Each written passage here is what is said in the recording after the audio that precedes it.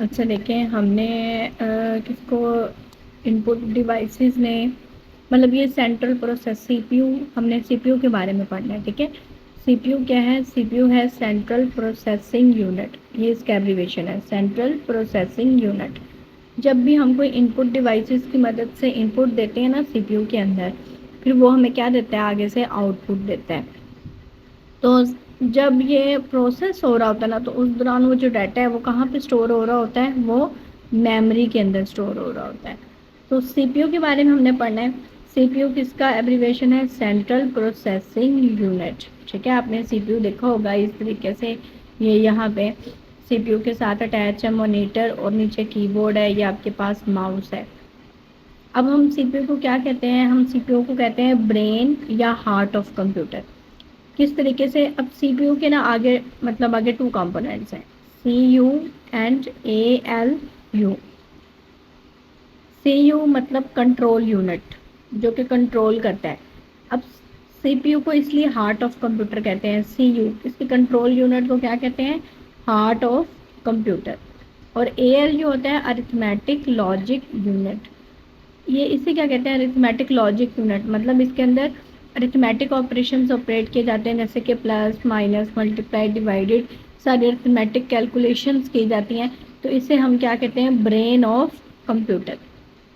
तो अगर सीपीयू का आपसे पूछ लिया जाए तो कंट्रोल यूनिट इसका हार्ट ऑफ कंप्यूटर, और ए L you arithmetic logic unit इसका क्या है? Brain of computer. उसके बाद फास्टेस्ट मेमोरी, सीपीयू के अंदर जो सबसे फास्टेस्ट मेमोरी है ना, वो है रजिस्टर।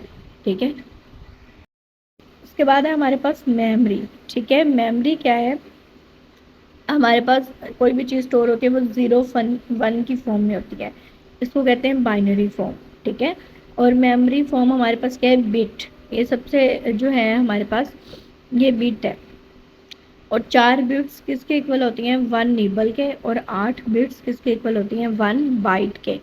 हम 1 बाइट भी कह सकते हैं, मतलब 1 बाइट के अंदर कितनी बिट्स होती हैं? तो 1 बाइट के अंदर 8 बिट्स होती हैं। ठीक है, या हम इसको 2 निबल भी कह सकते हैं, क्योंकि एक निबल में कितनी बिट्स हैं? 4 बिट्स।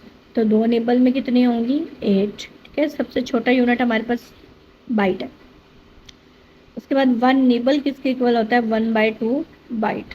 और जो स्मॉलेस्ट यूनिट है कंप्यूटर मेमोरी का, या आपसे क्वेश्चन एमसीक्यू पूछा जाएगा कि smallest unit of computer memory, तो वो हमारे पास क्या है? बाइट है। ठीक है, smallest unit of computer memory क्या है?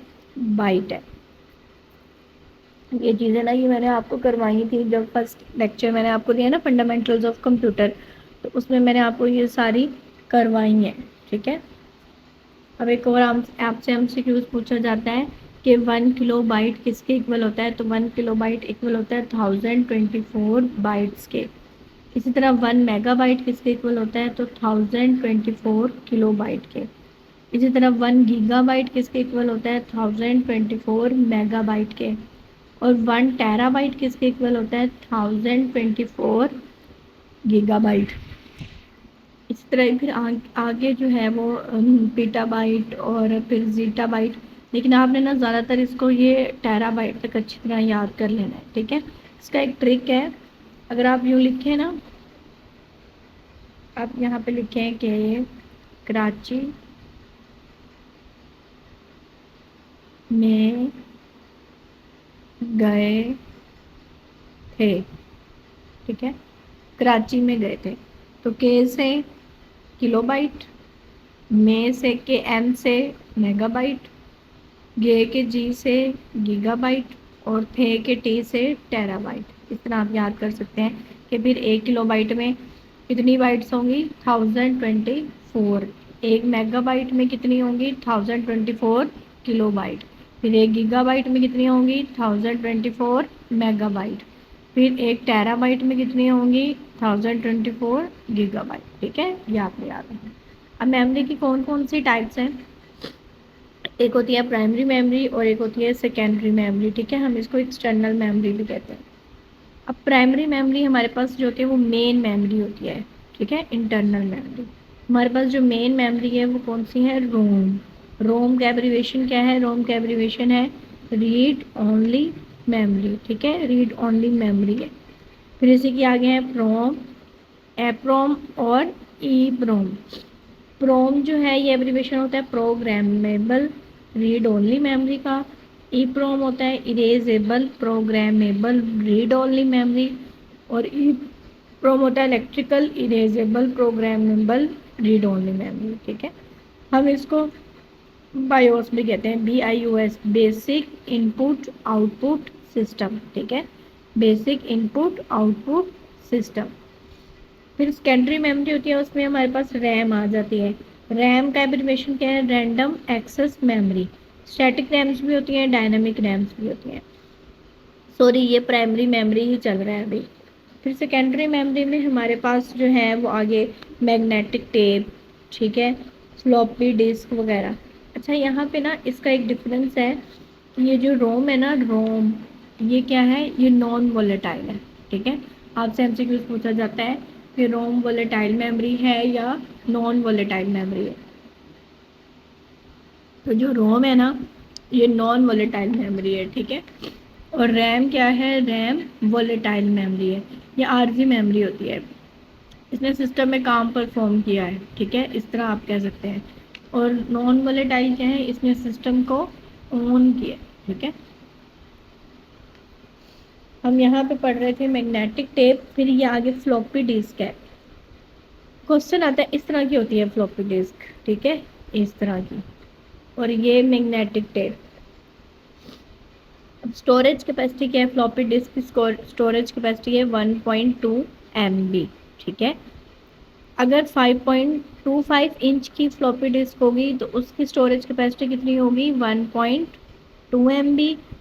अगर 3.5 इंच की फ्लॉपी डिस्क होगी तो उसकी क्या होगी? 1.44 MB।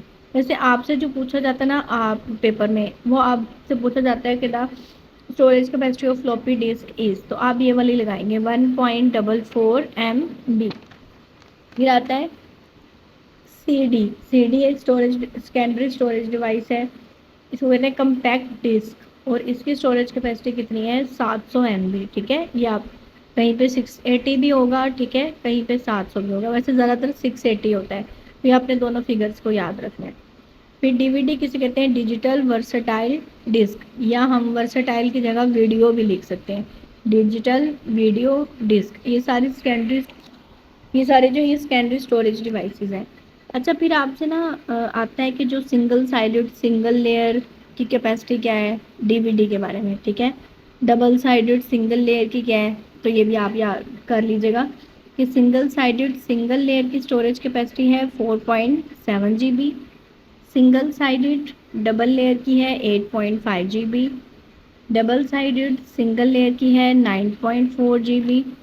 इसी तरह डबल साइडेड डबल लेयर की कितनी है? 7.8 GB। अच्छा, हार्ड, उसके बाद हमारे पास आ जाता है हार्ड डिस्क। हार्ड डिस्क क्या है? पावर हाउस है कंप्यूटर का। HDD होता है हार्ड डिस्क ड्राइव, और SSD होता है सॉलिड स्टेट ड्राइव। ठीक है, फिर हमारे पास अगली डिवाइस है USB। आपको सबको ही पता होगा, USB हम डाटा वगैरह ट्रांसफ़र करने के लिए भी यूज़ करते हैं। यूनिवर्सल सीरियल बस, आपने इसका एब्रीविएशन याद कर लेना है कि USB किसका एब्रीविएशन है? यूनिवर्सल सीरियल बस। और उसके अलावा मेमोरी कार्ड्स होते हैं, पेन ड्राइव होते हैं। ठीक है, ये सारी हमारे पास सेकेंडरी स्टोरेज डिवाइसेस हैं। तो मैंने इसमें अब आपके लेक्चर में मेमोरी भी कवर हो गया है, CPU भी कवर हो गया है, जनरेशन्स ऑफ कंप्यूटर का लेक्चर आप जो मैंने आपको पहला रिकॉर्डेड लेक्चर दिया था फंडामेंटल्स ऑफ कंप्यूटर, उसके अंदर है, आप वहाँ से कवर कर लीजिएगा।